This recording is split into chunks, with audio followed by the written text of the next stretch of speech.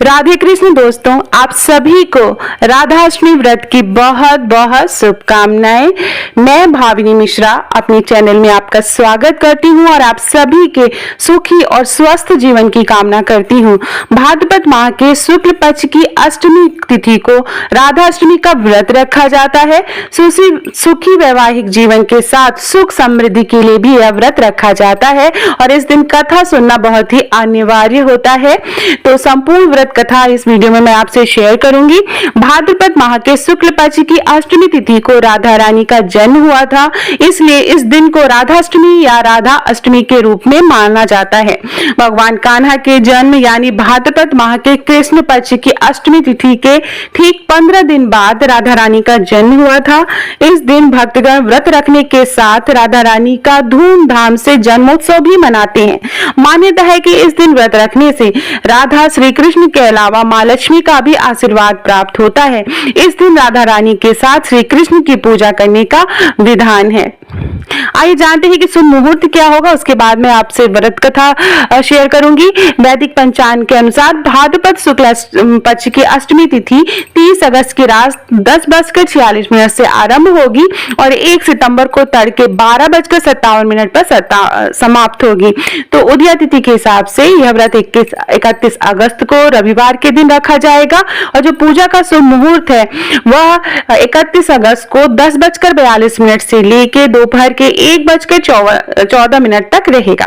तो इस बीच में आप राधाष्टमी व्रत की पूजा कर सकते हैं। आइए हाथ में पुष्प और अक्षत ले लेंगे और राधाष्टमी की व्रत कथा सुनेंगे। ब्रह्म वैवर्त पुराण के अनुसार एक समय की बात है, गोलोक धाम जहाँ श्री कृष्ण अपने नित्य विहार करते हैं, वहीं श्री राधा रानी भी श्री कृष्ण के साथ निवास करती थी। एक बार की बात है जब राधा रानी कुछ समय के लिए गोलोक से दूर थी, तब भगवान श्री कृष्ण अपनी एक सखी विरजा के साथ विहार कर रहे थे। जब राधा जी को इस बात का समाचार मिला तो वह अत्यंत क्रोधित हो उठी और तत्काल श्री कृष्ण के पास पहुंचकर उनसे कठोर वचन कहने लगी। राधा रानी का यह रूप देखकर श्री कृष्ण के परम मित्र श्री रामा को बहुत दुख हुआ। उन्होंने सोचा कि राधा जी ने प्रभु श्री कृष्ण से अनुचित व्यवहार किया है, इसी कारण क्रोधवश श्री रामा ने राधा जी को श्राप दे दिया। हे देवी, आपको अपने दिव्य धाम गोलोक को छोड़कर पृथ्वी लोक में जन्म लेना पड़ेगा। यह साफ सुनकर राधा रानी और भी क्रोधित हुई और उन्होंने प्रतिशोध में श्री रामा को भी श्राप दे दिया। हे श्री रामा, तुम भी राक्षस कुल में जन्म लोगे और वहां अपने कर्मों के कारण अंततः मृत्यु को प्राप्त होगे। राधा जी के श्राप के फल स्वरूप श्री रामा का जन्म शंखचूड़ राक्षस के रूप में हुआ। यही शंखचूड़ भगवान विष्णु का अनन्य भक्त था, जिसके बाद में भगवान शिव ने युद्ध में पराजित किया था। उधर जब राधा जी की क्रोधावस्था में पहुंची तब उनकी सखी विरजा यह दृश्य देखकर अत्यंत व्यथित हुई और वहां से चली गई। वे जाकर नदी स्वरूप में परिवर्तित हो गई। श्री रामा और राधा जी के बीच शाम चापी की इस लीला के बाद भगवान श्री कृष्ण ने राधा जी को समझाते हुए कहा कि प्रिय, अब आपको पृथ्वी लोक पर जन्म लेना होगा।